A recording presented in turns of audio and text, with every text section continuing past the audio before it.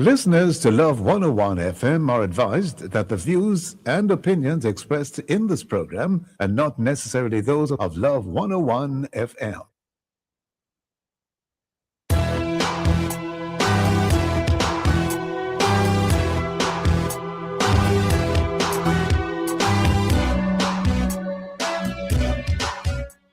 Hello and welcome to the Morning Watch on Love 101 FM. I'm your host, Stokeley Marshall.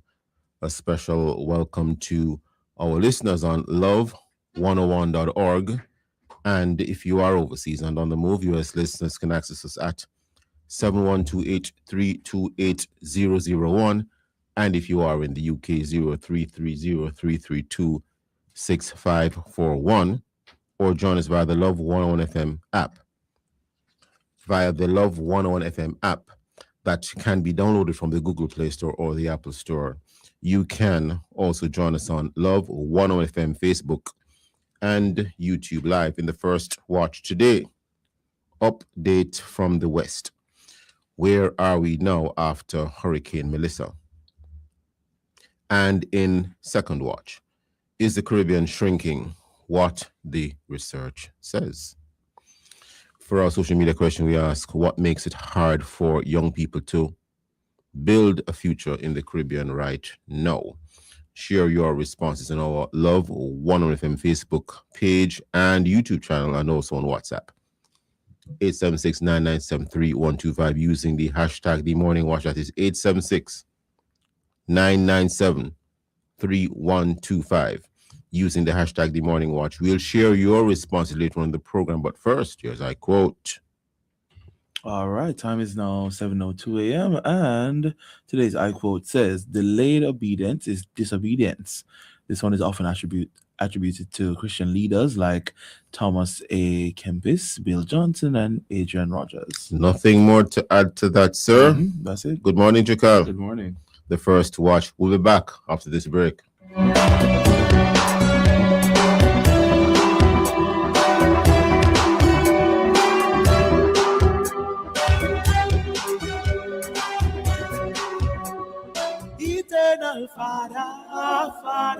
Right now, our brothers and sisters in Western Jamaica are hurting. Homes have been destroyed.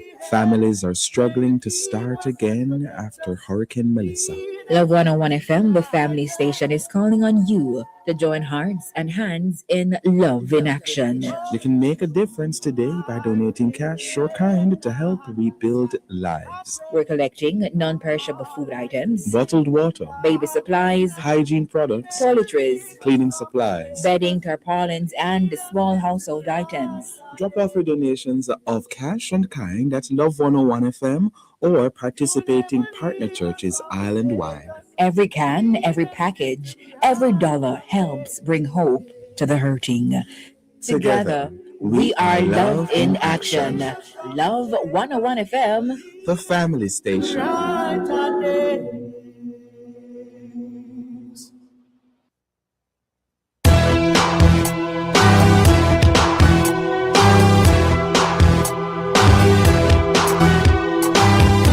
Welcome back to the Morning Watch. I'm Stokeley Marshall. Now, after Hurricane Melissa battered Western Jamaica, how far has recovery been for individuals and communities there?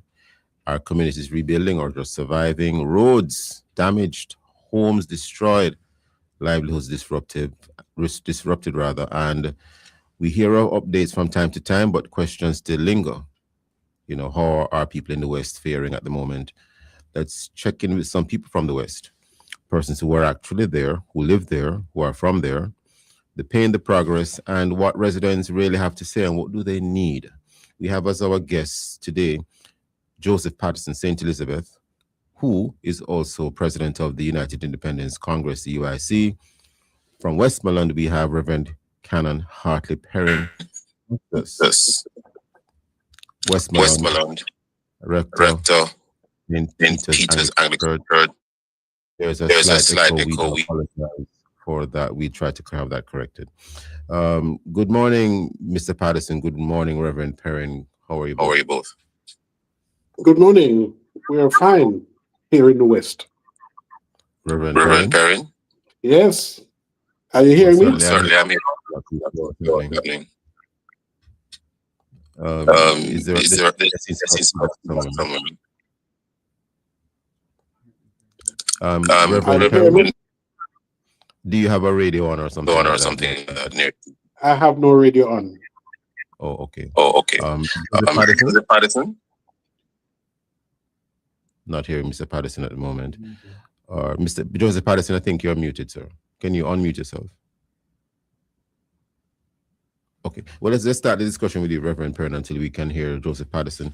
Westmoreland, Reverend Perrin, how are people faring in your neck of the woods? There is some degree of hope. There is some degree of hope now with respect to the return of electricity. There are some communities who have already received, and the Canadian workers, I must commend them. They are working tirelessly in terms of trying to return electricity to most of Westmoreland. But we have to admit that there are still a large number of persons, including myself, who have not yet returned to normal in terms of electrical supply. So, but we take hope in the knowledge that they are working, and we can see the work, and we are optimistic that before too long, electricity will be returned. The idea is good that they're working towards bringing the electricity to Roaring River, which is one of the sources of water supply in most of Westmoreland, or a large part of Westmoreland. And without the electricity, the pumps there cannot circulate the water so that householders will have access. And so we're looking forward to electricity being returned, not only for the purpose of getting light, but also for return of water in the taps. Persons are still struggling, trying to get water for their domestic purposes, washing and drinking. They have to buy water at the supermarket at exorbitant prices, whereas normally they'd probably just drink from the local tap because the water is usually quite good. So we are struggling. We are struggling in terms of the road repairs. We're not seeing any of that. The roads are extremely bad, and it is hoped that in terms of garbage collection, which is now in the news, the refuge and the rubble from the hurricane still pile up at the roadside, still waiting for someone to come and remove them. So it's still not a good look, but improvement nonetheless in terms of the fact that some people are getting back light. But there is still a sense of hopelessness because we're not getting sufficient building material, nor persons getting homes. So persons are still homeless and still waiting that somehow something good will turn for them in a not too distant future. I see, sir. I see. Thank you, Reverend Perrin, for that update. As someone who's actually there. And I don't think you said much about or anything at all about your church. So that is a very sore topic, sir. Our churches have all become convertibles, drop tops, as the young people would probably call them, because they are all roofless. Hardly can you find one that has roof. And so church activities have been scaled down into small areas where possible. So in my context, we have a very small church hall, not intended for large congregational use. We have to be using that. In another context, we are using part of a school classroom for worship. And what is most alarming is the fact that we do not see us returning to church in the near future because the extent of the damage and the size of our pockets do not allow us to rebuild in the near term at all, although some persons are of the view that we are awash with cash. I don't know that that is true for most of our churches. I don't know where that came from. The fact is that we have always been struggling. Persons have claimed that every time they come to church, they are dropping monies in the collection plate. But what is not answered is how much do you drop? Because any pastor will tell you that persons oftentimes look for the lowest denominator in their wallets to drop. And so whereas you may find a big funeral sometimes where offering is taken, you are utterly surprised at the end when the treasurer tells you that, we only got X amount. And you would have thought that with a large congregation, you would have gotten more, but persons dropped $100, $50, and you get a lot of that, which really don't amount to much.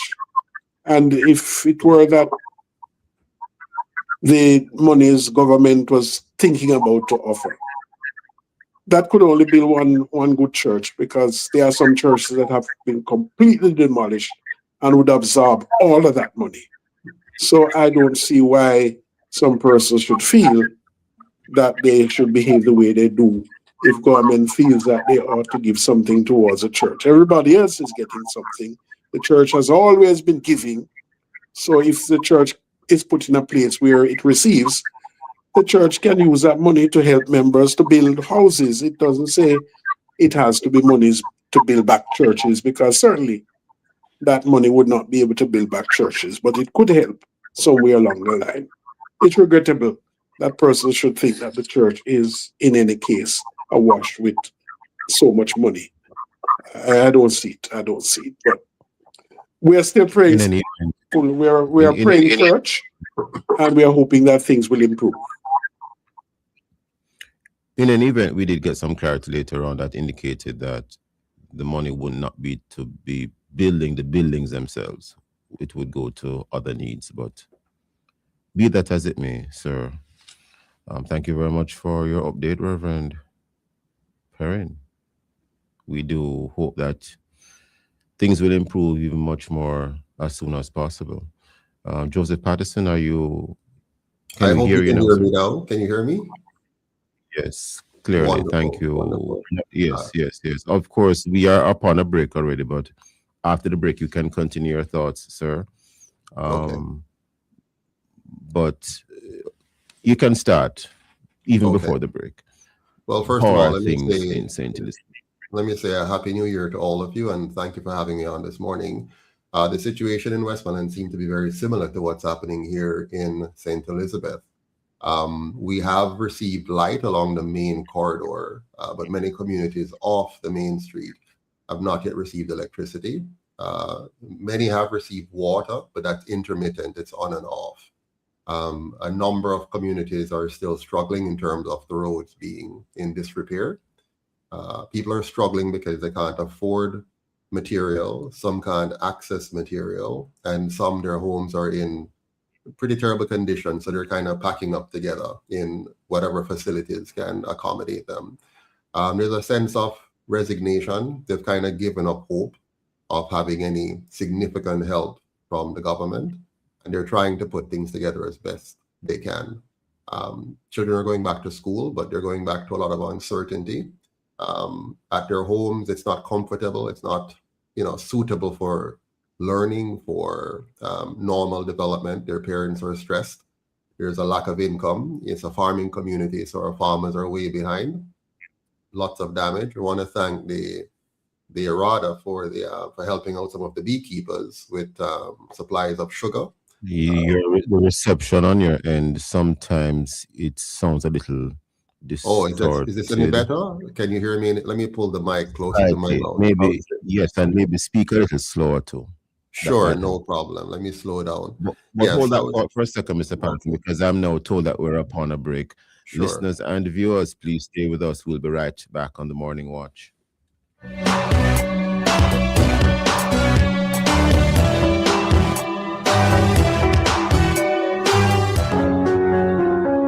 In 2025, murders fell below 700 for the first time since 1994, over 31 years ago. This represents more than a 40% reduction year over year, with over 470 lives spared when compared with 2024. Compared to the 2009 peak of 1,683 murders, this represents a 60% decline on more than 1,000 lives saved. I extend sincere appreciation to all partners across the national security architecture. Your collective efforts have changed the trajectory of our nation, placing us firmly on the path to long-term, sustainable crime reduction. This achievement belongs to all Jamaicans. Together, let us protect this hard-won peace and press forward to what we can and must become: a safer and more peaceful Jamaica. A message from the Ministry of National Security and Peace. Mama work hard, for real. She do the most to send me and my brother go school. So, the dream was always to go to university. Well, I fulfilled 2 dreams with 1 Jane Bank savings plan, you know.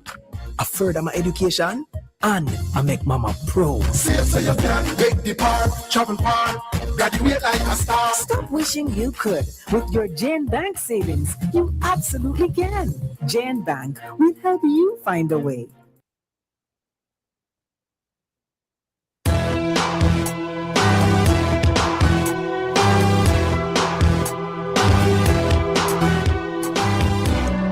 Welcome back to the Morning Watch. I'm your host, Stokeley Marshall. We are in the first watch. And in this first watch, we're discussing the topic, update from the West.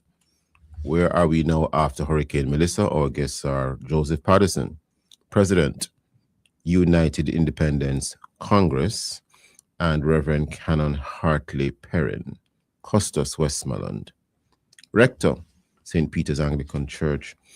We had heard from Reverend Perrin already in terms of how things are in Westmoreland. And we're now hearing from Joseph Patterson in terms of the parish of St. Elizabeth. Mr. Patterson, the question I had posed to you was essentially, how are the people in your parish actually faring now post Hurricane Melissa? Please continue your thoughts. So as I was explaining earlier on, there's a sense of resignation where people are feeling as if they really don't have a lot of support coming from the government. They did receive a lot of help from volunteers outside the country and persons within the country. I must, say hats off to many Jamaicans from Kingston and St. Andrew and St. Catherine and others who have come in and given help to many of our citizens. But the struggle remains very real because, those are aid efforts. People need their homes to be rebuilt, and it's very difficult to find the money, even to find help to rebuild. It's also difficult to find material. There's a lack of building material in terms of accessibility. There are roads that are still not good. Once you get off the main road, it's a lot of trouble. And within Santa Cruz itself, which is, the main artery on the side that I'm at, within Santa Cruz, we have some terrible roads. They have pushed the rubbles to the side, but the roads are really difficult to navigate once you get off the main itself. There's still a lack of electricity in just about every community off the main. This affects water supply. This affects students getting ready for school. It affects parents getting out for work. And there's also a lack of work. There are many who have lost their jobs because the small business they used to work for is no longer operating. Mothers, for example, has been closed ever since. So all those workers who went to Mothers no longer have a job for the last several months. So it's really very difficult. So there's a sense of resignation, a sense of... Oh, you mean the fast food outlet? You mean the fast food outlet? Yes, the fast food outlet. Oh, sorry. Yeah. So there are a number of small enterprises that are not functioning. Can't function. I mean, it's also very expensive to function for some that depend on generator, and the cost of gasoline is, of course, prohibitive. So it's really a pretty bad situation here. But what I've seen is a lot of people doing the very best that they can under the circumstances. The church has rallied to help people, like the church here in Elam housed a lot of people during the immediate aftermath of the hurricane. The schools were helpful in many instances, and so on. So we're trying to do the best we can, but it's very difficult for the majority. I see poverty increasing steadily. I see, a sense of desperation in the eyes of some people. The struggle is real. But again, I also am very thankful for the many, many volunteers who have come and given their service to the people of St. Elizabeth and Westmoreland and other parishes that have been impacted by this hurricane. Quite a lot there, Mr. Patterson. Quite a lot there too. Just listening to you, sir. Just listening to you alone. Well, in terms of any complaints or concerns, you have mentioned some concerns, but Mr. Patterson, have you heard anyone actually complain, or persons are just sort of holding their heads down trying to figure out what to do next? No, I mean, there's always been complaining of, even before the hurricane, there were many complaints about the condition of life in general. I think what I'm hearing now is more a resignation. They've given up on anything significant coming by way of a clear plan of action from the government, a clear path to recovery. So what they're doing now is just making the best use. So families send money from abroad, little. They're applying that as they can to survive. They are working around the clock to find different ways to make money, whatever they can do. And they're working with the hardware stores to see what they can gather. The reception is becoming distorted again, Mr. Patterson. I'm sorry about that. Any better? Speak a little bit slower. But Okay. continue. I'll try to count my words. So yes, so basically what we're seeing is that the people are being resilient. They are trying their very best to find any way possible. Family, friends, donors, volunteers, anything. In one community, for example, they would cook food, and one family would cook food, and you're just serving to help to rebuild other people's homes. And by rebuilding, I'm meaning minor things, just putting on a tarpaulin, putting in back a window, or covering a spot with plyboard that the window is gone, replacing a piece of plumbing that has been dislocated. Little things to get people going again. And then every day, people are almost scavenging, going out, trying what we can do, earn a little something so we can keep things going. So it's heart-rending actually to see, because you'd think we would be further ahead as a nation, but the poverty is real. The poverty is deep. The struggle is tremendous, and it's I see sometimes the news, and I wonder if those who are in charge of the country are really engaged at the grassroots level and seeing what's happening outside of Kingston in the lives of ordinary Jamaicans each and every day on the ground. It's really, really bad. And what are people? Yeah, go ahead. When I say about agriculture, what's the agriculture sector there like at this time? Sure. That's a mainstay for us. St. Elizabeth is the breadbasket parish of Jamaica, so you know that this is where we produce most of the food. It will take several months for farmers to recover fully. Many persons lost a significant portion of their livestock. Many beekeepers lost anywhere from 70 to 80 to 100% of their bee population. Those who are planting cash crops, they have to get the land prepared. They have to get the implements to get that going, and then they have to wait, of course, the 1, 2, 3, 4 months, depending on the crop. Those who are more longer term farmers, forget it. Many of them will not recover anytime soon. So that the ripple effect of that is the families and students, right? The children who are impacted by that, and then the other business sectors that took those as inputs. So you're having a lot more dependence on import. You're having much higher prices at the retail level, at the household level, to get the basic things, the basic food supplies that you need. So junk food, of course, is taking up the slack, and that was already at alarming levels. So the health of our people, the health of our nation is at risk as long as this continues. But we don't see a robust effort. What we do see is a lot of talking. So there's no shortage of news clips and photo ops, but on the ground, you don't see the impact of a clear designed plan that's helping our people to recover quickly and to rebuild their farms and their lives. Okay, Mr. Patterson. Quite a lot there, sir. Quite a lot. Reverend Perrin, Costas, Westmoreland.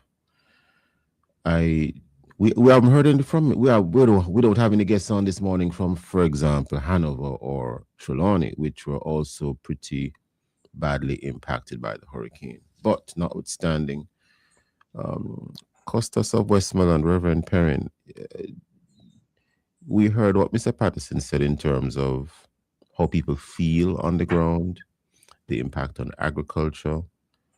To the extent that you can, sir, as a minister of religion, how are people faring, in terms of what's going through their minds at the moment, in terms of, who you are interacting with in your parish? Reverend Perrin? Muted. I think you're muted, Reverend Perrin. Would you like to unmute yourself?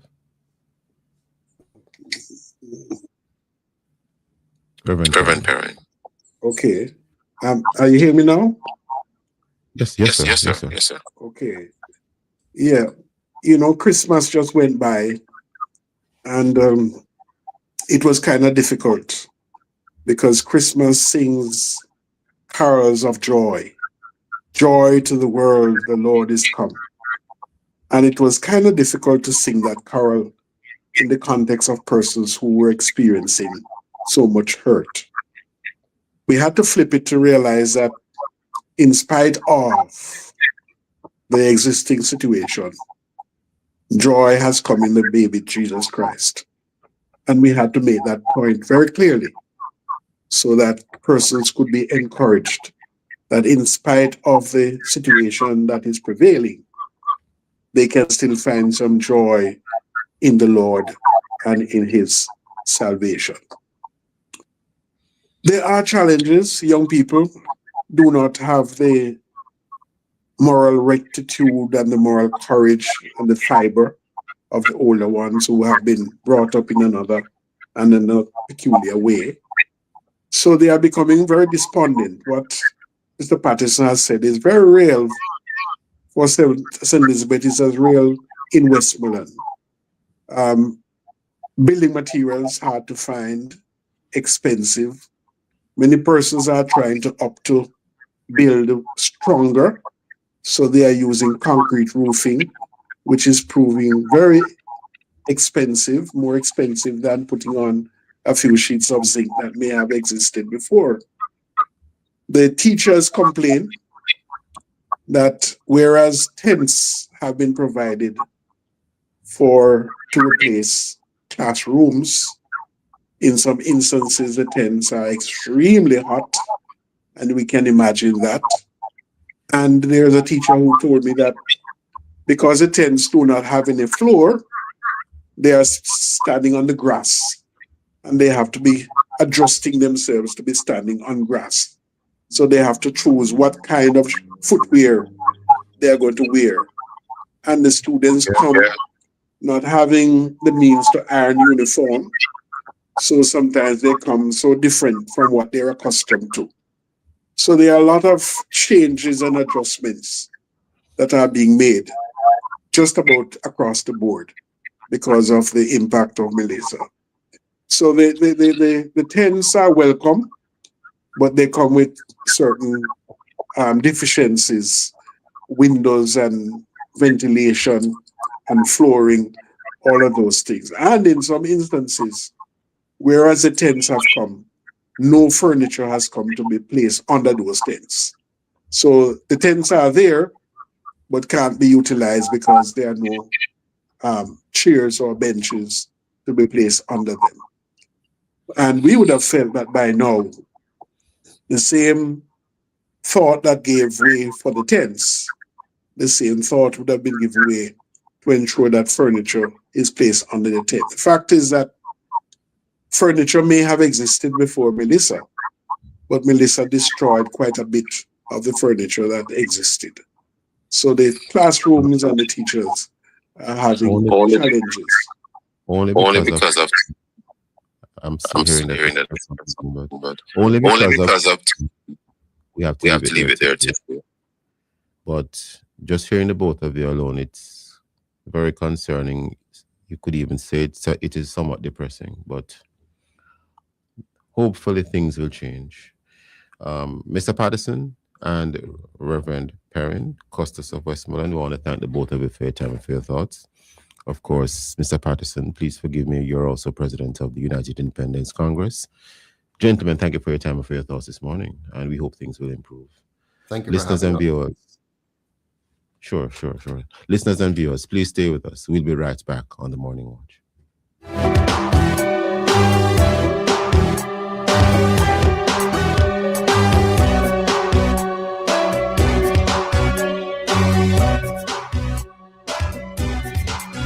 Start your journey with a JN Small Business Loan with small business loans as little as $10,000 and up to $4 million. The time by JN Small Business Loan is 7:31 a.m.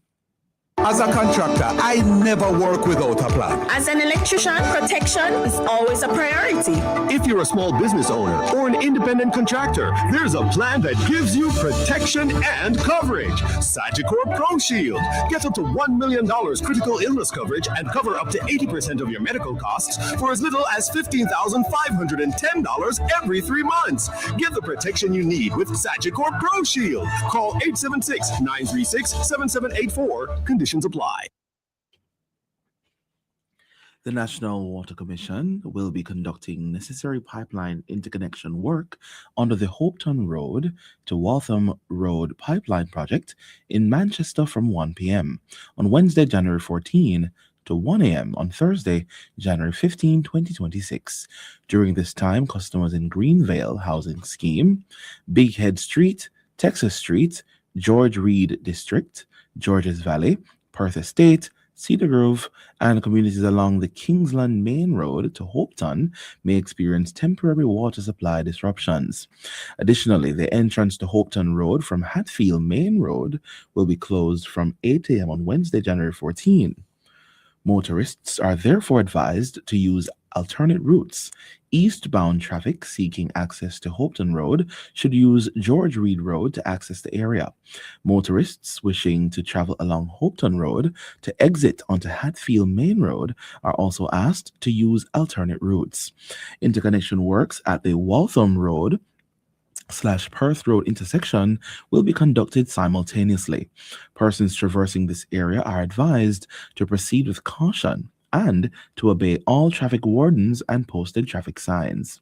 The NWC regrets any inconvenience this necessary work may cause and urges its customers to store water for use during the specified period. That was an important announcement from the National Water Commission.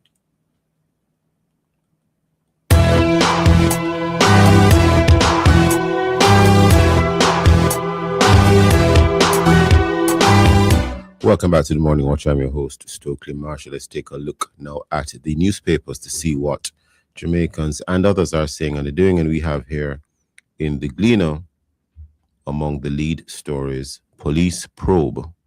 The board of the University Hospital of the West Indies, UHWI, has reported specific matters from a report on the procurement activities of the hospital to the Jamaica Constabulary Forces Fraud Squad and the Jamaica Customs Agency. Another lead story here, documents missing for $521 million in contracts. UHWI admits tax-exempt import abuse. And Indicom recommends charges for 26 state agents during 6 months in 2025.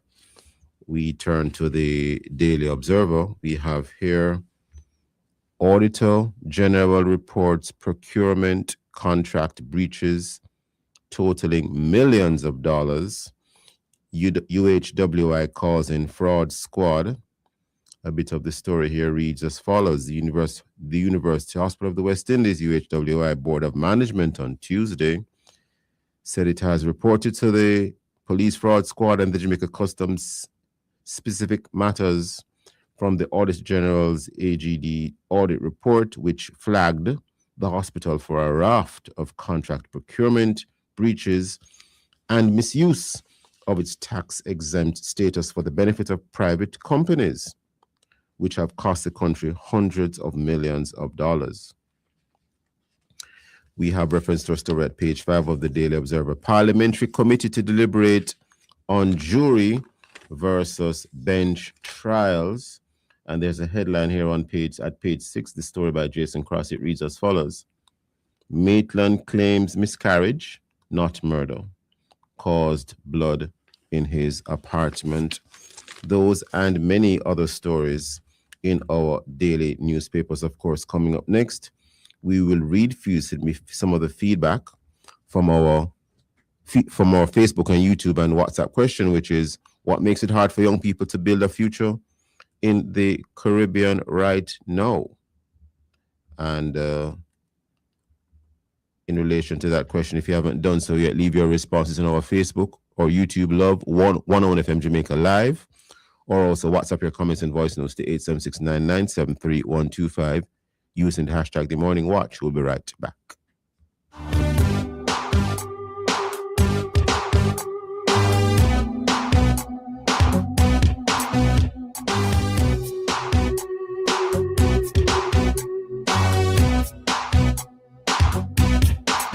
Eternal Father.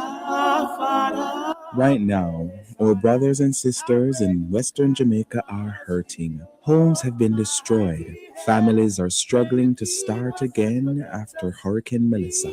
Love 101 FM, the family station, is calling on you to join hearts and hands in love in action. You can make a difference today by donating cash or kind to help rebuild lives. We're collecting non-perishable food items, Bottled water, baby supplies, hygiene products, toiletries, cleaning supplies, bedding, tarpaulins, and small household items. Drop off your donations of cash and kind at Love 101 FM or participating partner churches island-wide. Every can, every package, every dollar helps bring hope to the hurting.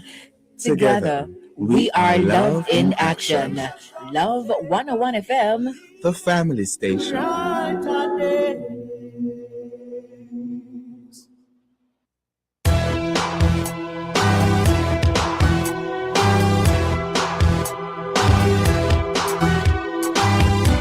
Welcome back to the Morning Watch. I'm your host, Stokeley Marshall. Now for your responses to the social media question.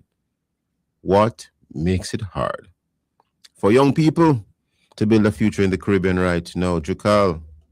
All right, Cherry sent her contribution. Cherry said, young people of the Caribbean find it hard to build because of youth unemployment, health issues, inadequate education, skill training, and limited job opportunities. Also brain drain and different inequalities, etc. I see. Thank you for that. Thank you for that, Jukal. Thank you for that, for reading that to us. And keep those comments coming in. Keep them coming in. Keep them coming in. We now move right into the second watch because we're looking beyond borders at a challenge quietly reshaping the Caribbean, it is said. Population decline. Who would have thought it? Who would have thought it? A recent warning from researchers in Trinidad and Tobago points to falling birth rates, continued migration, and aging populations. Trends that are not unique to Trinidad and Tobago, but becoming increasingly evident across the region.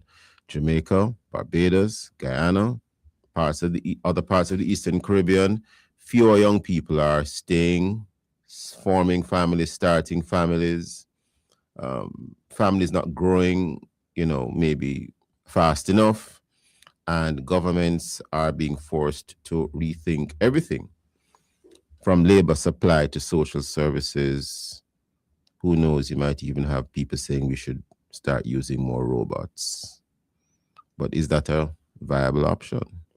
How serious is the population decline issue for the Caribbean? What is driving it?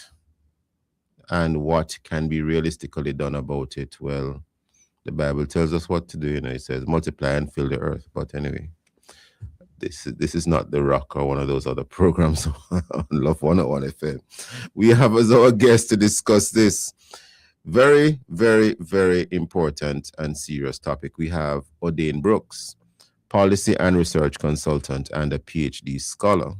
We also have Jonathan Bagan, an attorney, president of Youth Christian Foundation, Trinidad and Tobago. Jonathan Bagan and Odain Brooks, good morning. Good morning. Mr. Brooks, that's you. That is me. Good. Jonathan Bagan, are you on, sir? Not yet. Or is he muted?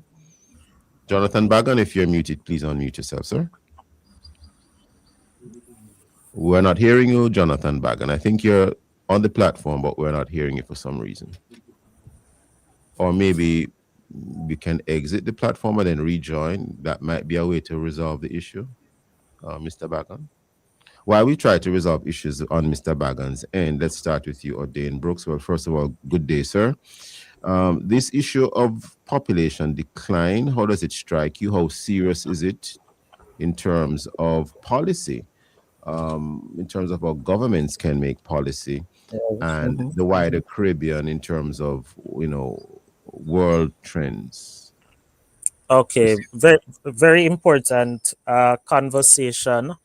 And it is ironic that, Stokeley, you might be able to speak more authoritatively on this. The campaign that we had in prior years to actually promote responsible parenting and overall to manage population growth.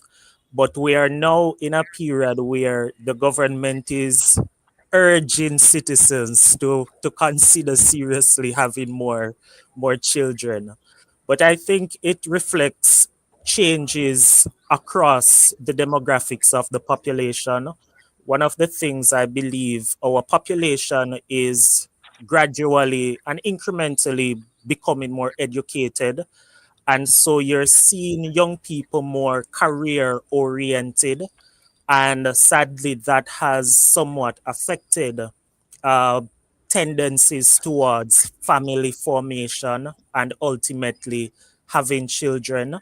But I think it also reflects other issues that has policy implications. And so things to do with an aging population is fast becoming an issue that policy must contemplate, because an aging population has implications for your health services, also your social services. So governments has to be preoccupied with how do they forward the plan to ensure that those systems are in place to anticipate the aging population. Also, it has implications for productivity, because the national economy is driven by having people who have the capacity to work and contribute to overall national output. So if we're having an aging population and we're not having that adequate replacement rate, what you will find is a gradual decline in productivity. And Stokely, you very much can appreciate that we are already having a problem with productivity. And so for us, for it to be further compounded by an aging population, you can fully understand that we're staring down a serious problem. And so I believe what all of this speak to is the need for government and governments across the world, because it's a global issue now, to actually seriously look at how they become more creative in the policy mix to promote more families. And I think there is significant room for us here in Jamaica to actually seriously look at that. Because when I speak to young people, and I'm a young person myself, the cost of actually producing children is a significant deterrent. And so... I thought for us 1 second, Mr. Brooks, only because of time, because I see where we are now upon a break. And Jonathan Bagan, are you hearing us now, sir? Or are we hearing you? I should probably ask. Well, we're trying to resolve issues with Jonathan Bagan, but hold that thought for a second, Odane Brooks, because we're now upon a break. Viewers and listeners, please stay with us. We'll be right back on the Morning Watch.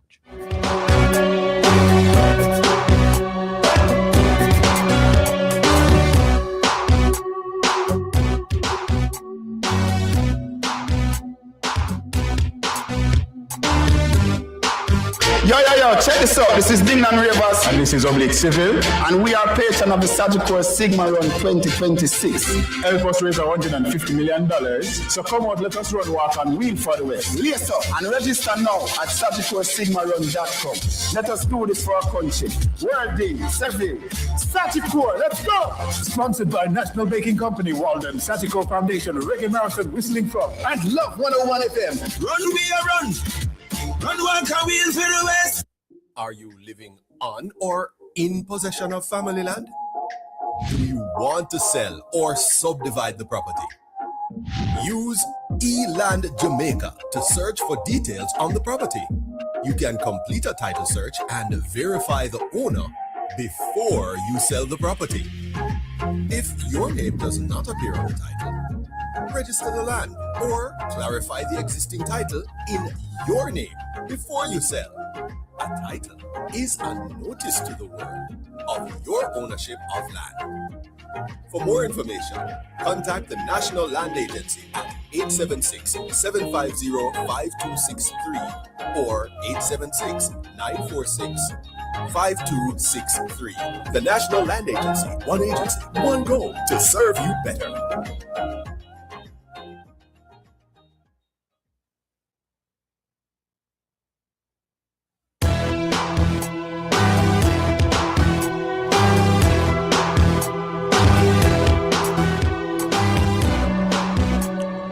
Welcome back to the Morning Watch. I'm your host, Stokeley Marshall. The topic in this second watch, we're in the second watch, is the Caribbean shrinking? What the research says. Our guests are Odane Brooks, policy and research consultant and PhD scholar. We also have our other guest, Jonathan Bagan, attorney, president, Christian Youth Foundation, Trinidad and Tobago. Odane Brooks. Sir, Mr. Brooks?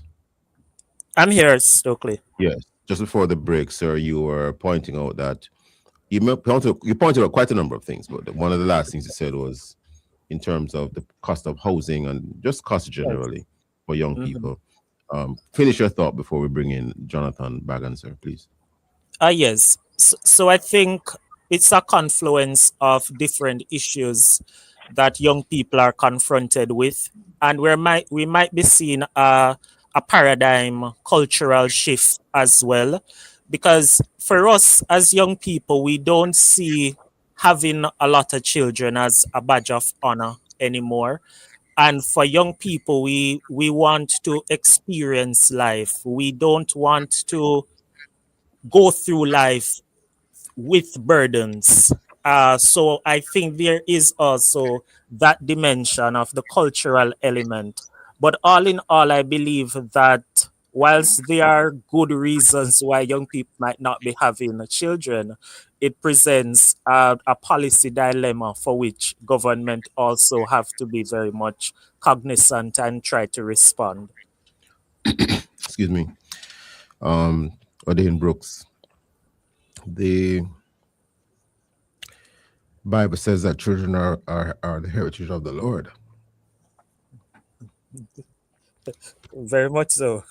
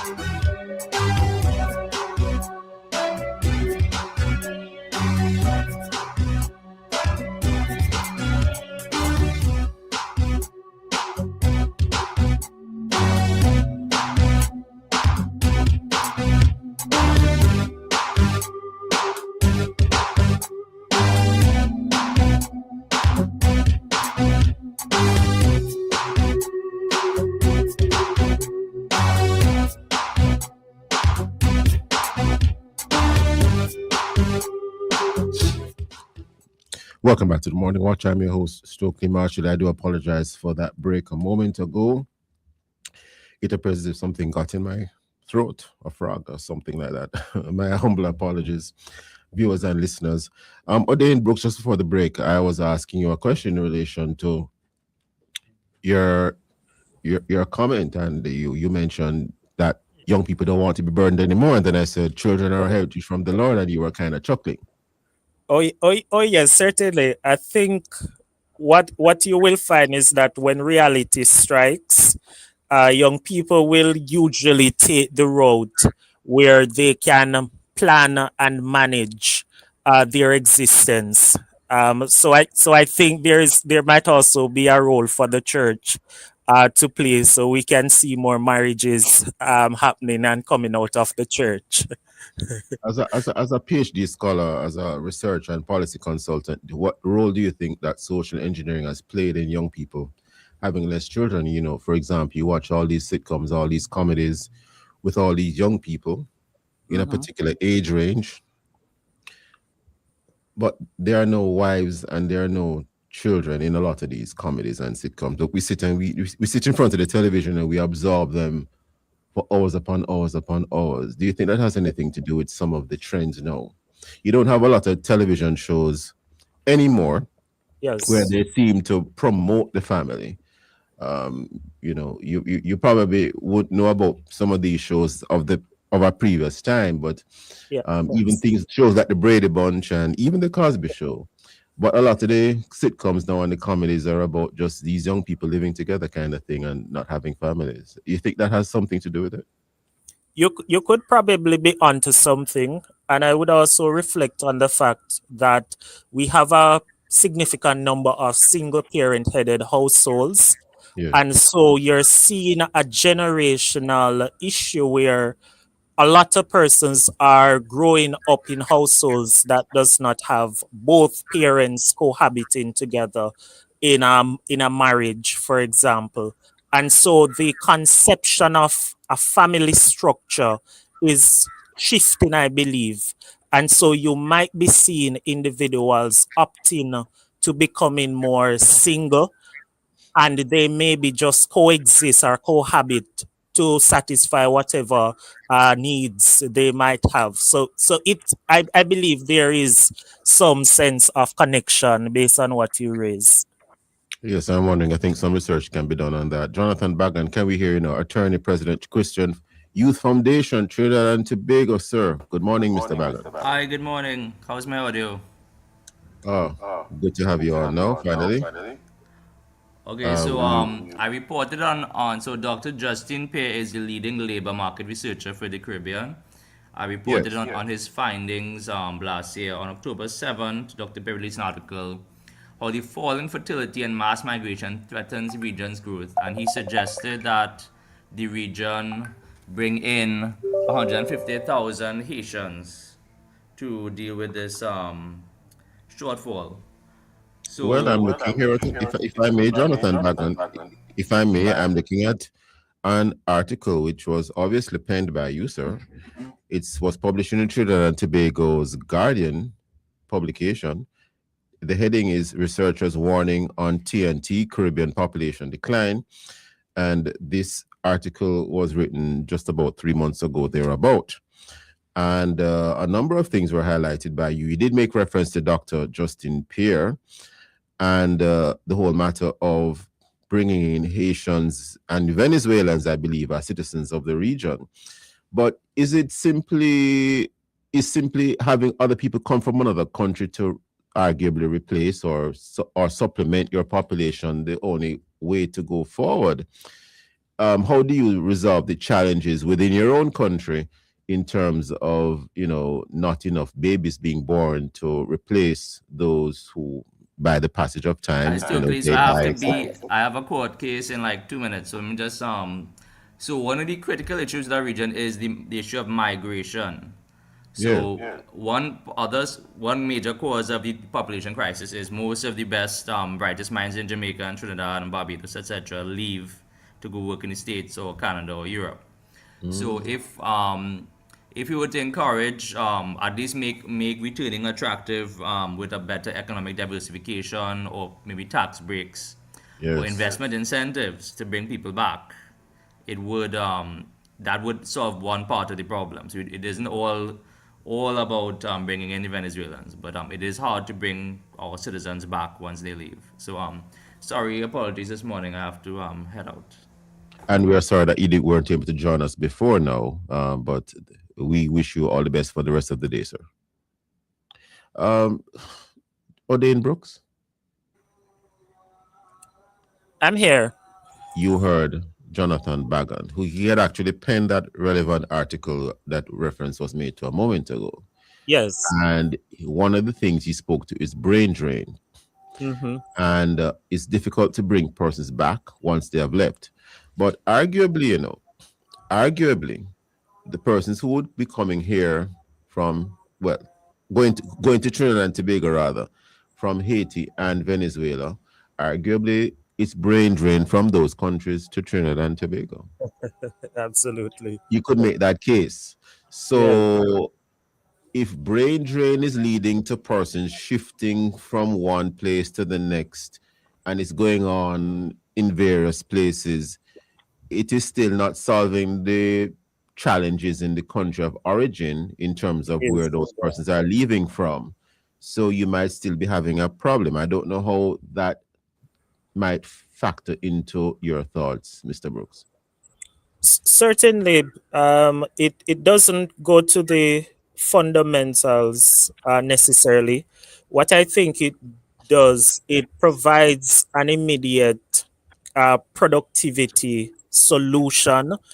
But in the realm of public policy, we usually not only plan for the immediate, but we also have to look at the future.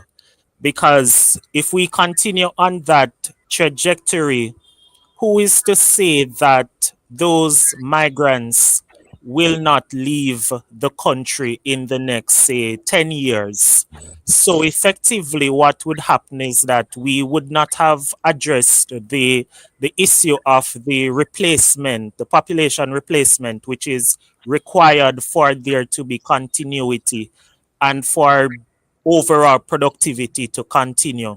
So I think we have to also address those issues that causes the brain drain, but it is far more a bigger issue than just to attracting external persons, but it is to ensure that the internal conditions are created that local and native citizens actually feel that they have a chance at creating a family and being in a position to support that family.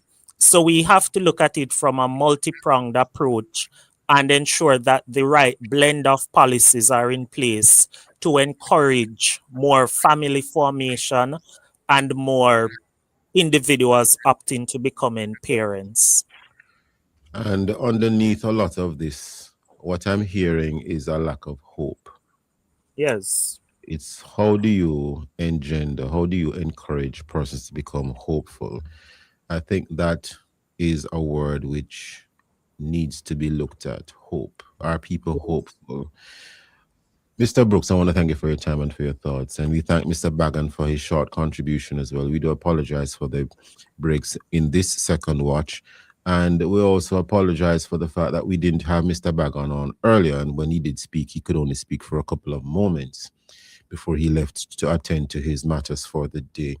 Mr. Brooks, thank you for your time and for your thoughts. Mr. Bagan, thank you as well. Listeners and viewers, thank you as well for being with us today. And reminder to all of you that the relief effort in terms of the recent Hurricane Melissa, visit supportjamaica.gov.jm, that portal, for a string of options available where you can donate supplies, volunteer your time, or just manpower. Thank you, viewers and listeners, for being with us today. Join us again tomorrow as we look at other issues of the day. Visit the Love 101 FM YouTube channel and Facebook page for this and all other Love 101 FM programs. And of course, download our Love 101 app and stay connected to us, the family station, Love 101 FM, the number one gospel station in Jamaica. Thanks to our producer, Kathy Gale, and to our guests. Join me again tomorrow as I look at other issues. I am Stokeley Marshall, handing back to Love in the Morning with Jukal.